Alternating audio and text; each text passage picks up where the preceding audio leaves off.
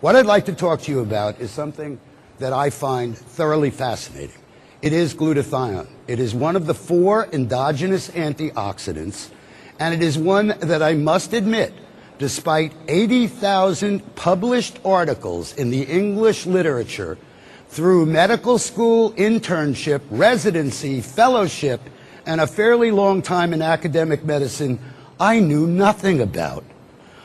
It is a very interesting molecule because it exists in an accelerated or increased energy state. The energy state or increased energy state is caused by the fact that it's got a free sulfhydryl group, and therefore can easily donate the hydrogen to a electron and therefore quench a free radical. Now, let me tell you, because I think it's important, and it is a little bit of a divergence, but I learned about glutathione because of something that you probably all have seen in your practice, and that is a low uric acid. Now, when I was in medical school and when I was a professor of oncology, the only thing I knew about uric acid is when you had a kid that you were going to treat for leukemia, you put him on allopurinol to keep the uric acid down. I knew nothing about uric acid being low, except it kept appearing, and it appeared in about 20% of my patients, and that just didn't make sense. So I finally went into PubMed, and after stumbling around for a long time, I found out that uric acid is the last antioxidant your body uses when it's run out of everything else. When it's run out of gas, okay, it uses uric acid. Interesting. So if that's the last, the question then, what was the first? And that is where I got into glutathione. I've been coming to some of these meetings for a while, and glutathione is very important for a number of things, not all of which I'm going to go into today. But in point of fact, it has a great deal to do with not only well-being, okay, but aging well, or if you will, retarding the aging process. So I think it's very applicable. I'd like to, at the risk of repeating things that you already know, go over some of the things that glutathione is important about. Alone in the antioxidant world, okay, every other antioxidant, when it becomes oxidized, becomes itself a free radical. Glutathione doesn't. It actually recycles other antioxidants. In fact, the body considers it so important that up to 6% of the entire ATP expenditure or energy expenditure of the body may be used to synthesize and optimize glutathione levels. That's pretty impressive, 6% of the entire energy output of the body. It is also the only non-enzyme antioxidant that doesn't become a free radical, and in fact has a very interesting corollary when it becomes oxidized, because what happens is it complexes to another spent glutathione molecule, and the compound then becomes GSSG, and GSSG has been shown in animal studies at least to promote and induce delta wave sleep. We all know the importance of that in terms of the aging process, so this, even in its used up form, functions as a very useful product.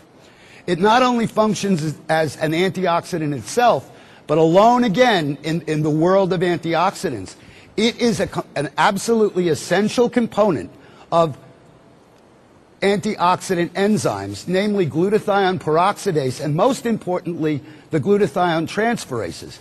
And I bring that up because glutathione transferase abnormalities have now been associated with virtually every cancer known to man, and probably with a lot more than that. And therefore, by promoting the production of glutathione transferases through improving glutathione, we may be doing even more than I'm able to talk about right now. In addition, if that were not enough, let's keep going. It's a chelator. In fact, it's 50% as effective as oral chelation in getting rid of mercury.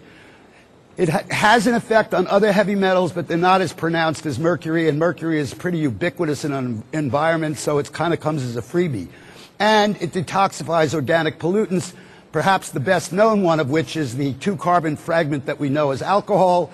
And in fact, without glutathione, you ultimately get a hangover because you stop the process at acetaldehyde, which is phase 1 detox, and that in itself is a free radical, and obviously many of us may have felt the effects of that if we didn't have enough glutathione.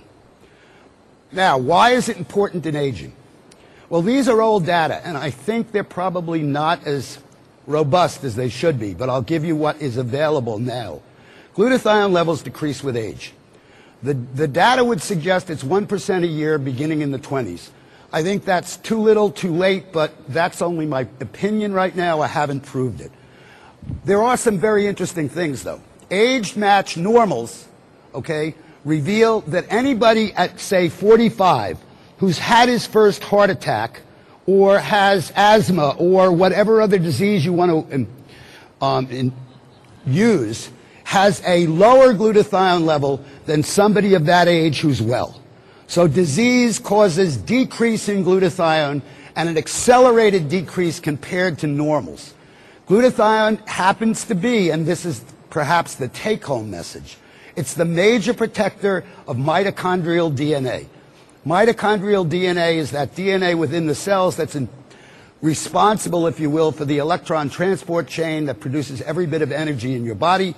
And we know from pathologic data that if you take a biopsy from a 90-year-old and compare it to a biopsy in a 5-year-old, the mitochondrial DNA in the 90-year-old is only 5% normal compared to the 5-year-old. So obviously we destroy our mitochondrial DNA, we destroy our energy, and we age. Maintenance of normal mitochondrial DNA is directly correlated, and it's got an R value above 9.9 with aging.